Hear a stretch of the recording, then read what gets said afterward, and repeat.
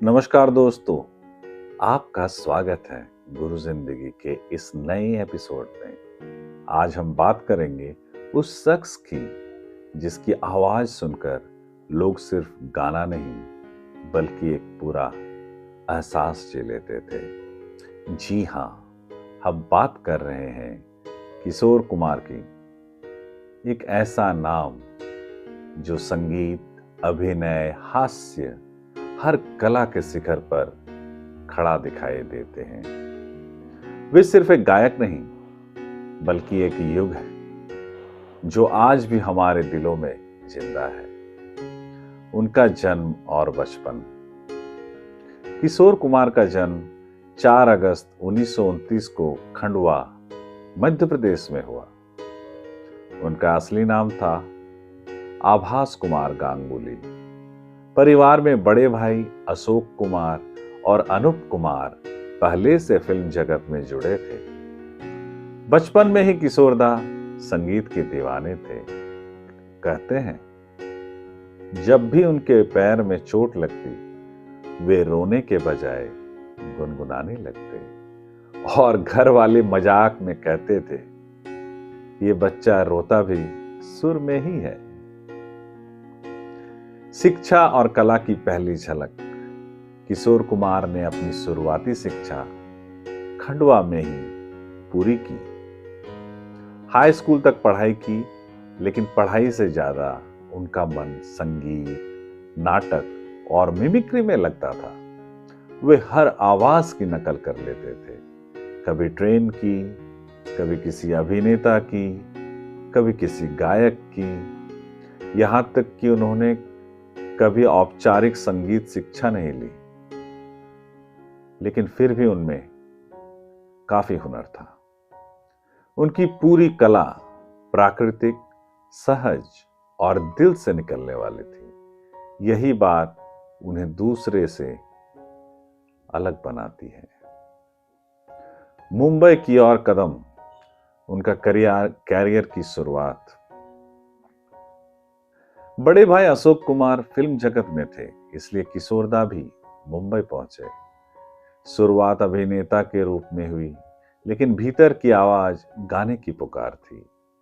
1950 के दशक में उन्होंने गायन शुरू किया और जल्द ही उनका नाम हर संगीत प्रेमी के दिल में बस गया।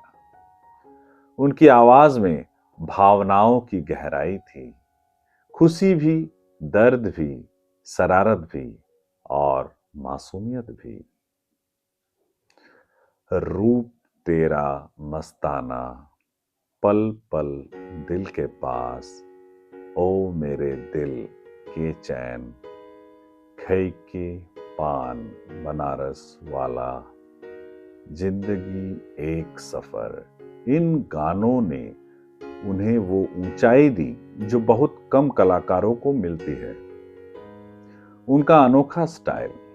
किशोरदा की ये योडेलिंग, उनकी ऊर्जा, उनका खेलता हुआ अंदाज, कोई उनसे जैसा कर ही ना पाया।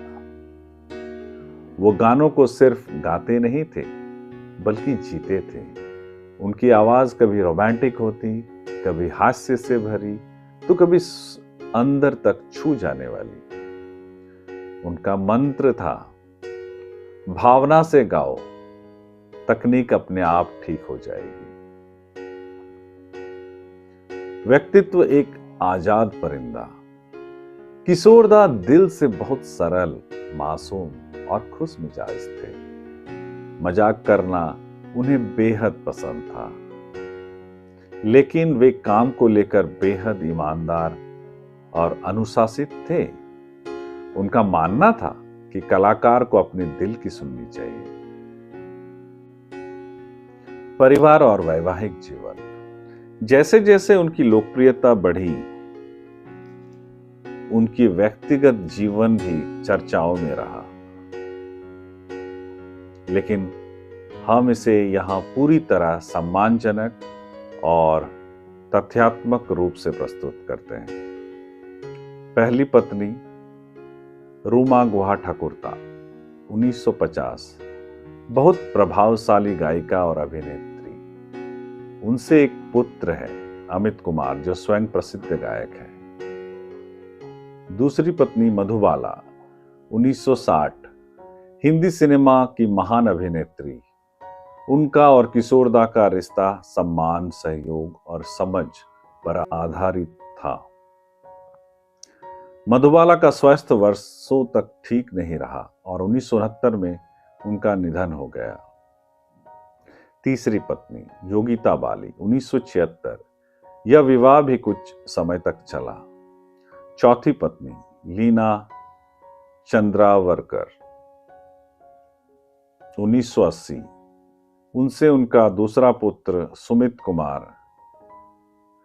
लीना जी के साथ बिताया समय उनके जीवन का शांत और सुखद दौर माना जाता है।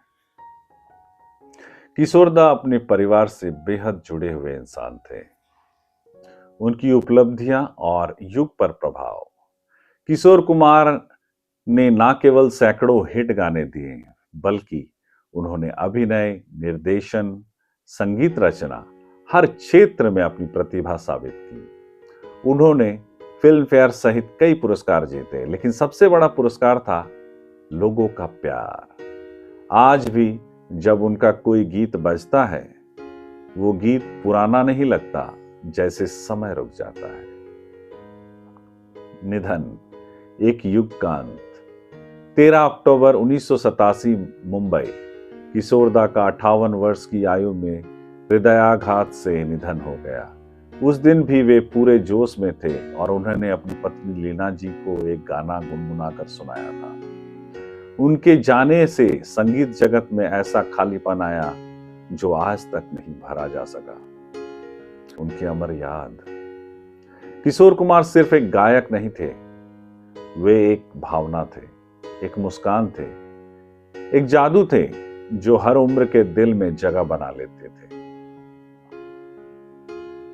उनकी आवाज हमें सिखाती है, जिंदगी को हल्का लो, मुस्कुराओ और दिल से जियो। दोस्तों, यह था हमारा खास एपिसोड किशोर कुमार, सुर, मुस्कान और जिंदगी का सफर।